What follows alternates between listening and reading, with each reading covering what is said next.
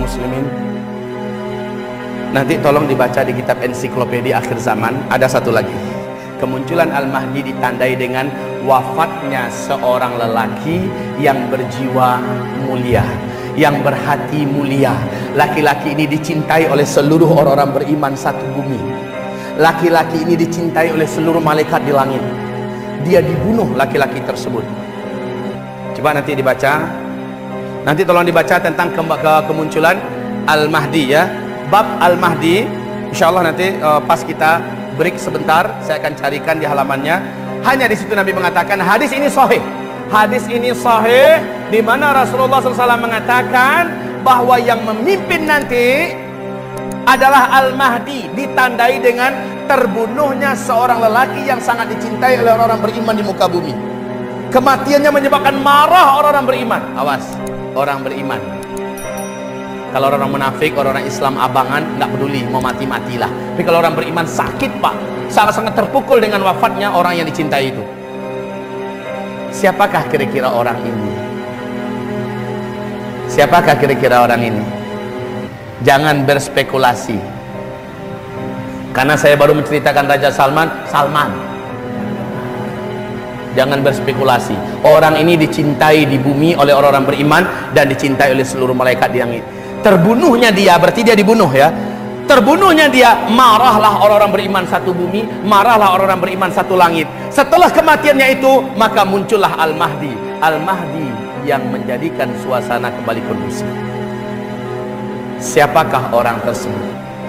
Yang orang-orang beriman satu bumi sayang kepadanya, cinta kepadanya. Silakan. Saya sambil minum nih, ada yang mau menjawab? Ada beberapa sosok manusia sekarang ini yang paling dibenci oleh barat dan timur, Pak. Paling dibenci oleh orang munafik, tidak disukai oleh kaum kafir. Siapa mereka? Salah satunya sosok yang baru saja kita ceritakan ini. Sudah ada upaya-upaya untuk membunuhnya. Caranya meracunnya, mungkin dibunuh dengan cara dari dekat, segala macamnya. Sampai sekarang Allah masih menjaganya. Yang kedua, Zakir Naik. Sosok Zakir Naik ini untuk orang beriman di muka bumi mencintainya. Bapak kenal nggak Zakir Naik? Cinta nggak dengan dia? Luar biasa Pak. Barat sampai-sampai memberikan warning, peringatan keras, jangan sampai Zakir Naik masuk, karena berbahaya Pak. Keberadaannya di mana berada bisa ribuan orang masuk Islam. Subhanallah. Dengan lisannya, dengan lidahnya, dengan ilmunya sangat banyak terbukti betapa lecehnya, betapa lemahnya agama-agama buatan yang lain. Sementara betapa kuatnya, betapa kokohnya Islam ini yang memang sumbernya dari langit. Masya Allah, Zakir Naik. Dan Zakir Naik ini target diracun, target dibunuh. India mencari akal bagaimana menghabisin orang ini. Barat juga mencari siasat bagaimana menghabisi orang ini. Yang ketiga, yang punya pengaruh yang sangat ditakutkan sekarang ini oleh Barat, oleh Yahudi, bahkan juga oleh kekuatan timur adalah Recep Tayyip Erdogan. Ya, di tangannya dengan vulgar beliau mengatakan, semua capaian ini karena kami kembali kepada Islam dan kami mencampakkan sekularisme. Beliau yang berani mengatakan, di mana Islam dulu terkubur dan runtuh, maka disitulah Islam akan kembali bangkit. Beliau mentargetkan 2025 khilafah Islamiyah sudah ada di puncak kejayaannya kembali, dan dia menginginkan Turki akan menjadi negeri yang akan memperjuangkan tegaknya khilafah kembali. Ngeri Pak. Beliau yang berani menghina Perdana Menteri Israel di depan dunia, ya, sedang di shooting di depan dunia, rakyatnya dengan satu kali komando, hanya lewat Twitter, hanya lewat media sosial, bangkit seluruhnya menandakan rakyat begitu cinta kepadanya.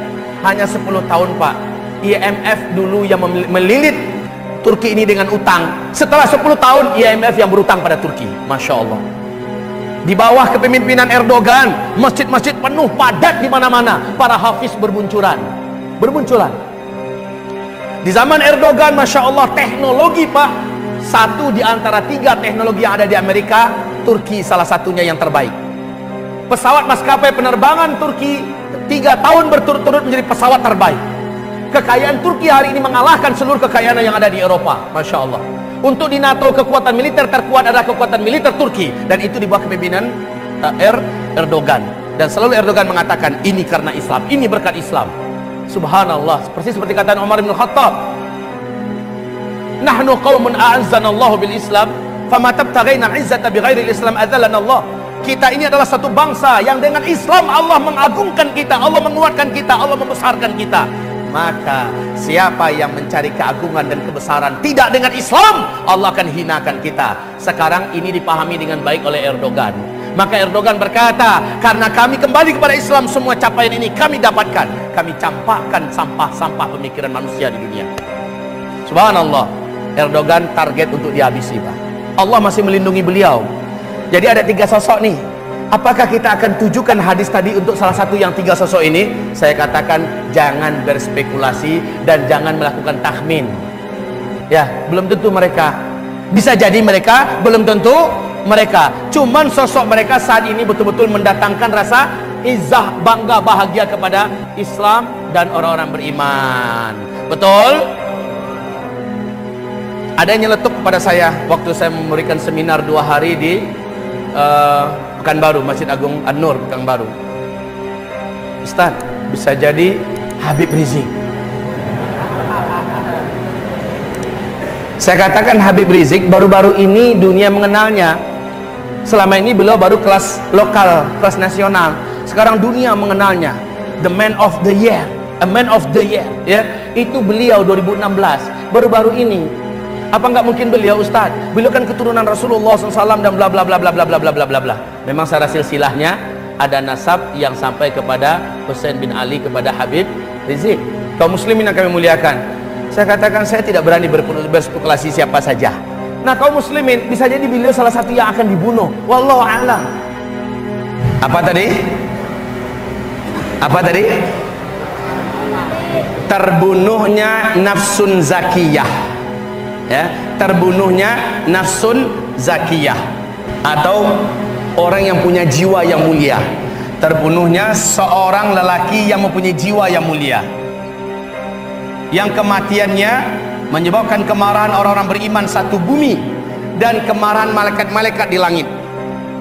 Siapa orang ini? Allahu a'lam. Kalau orang yang saya sebut tadi, mungkinkah mereka? Itu yang baru bisa kita baca, tetapi kita tidak berani menduga-duga satu pun di antara mereka. Itu yang bisa kebaca sekarang, bisa jadi ada sosok yang lain. Wallahu a'lam.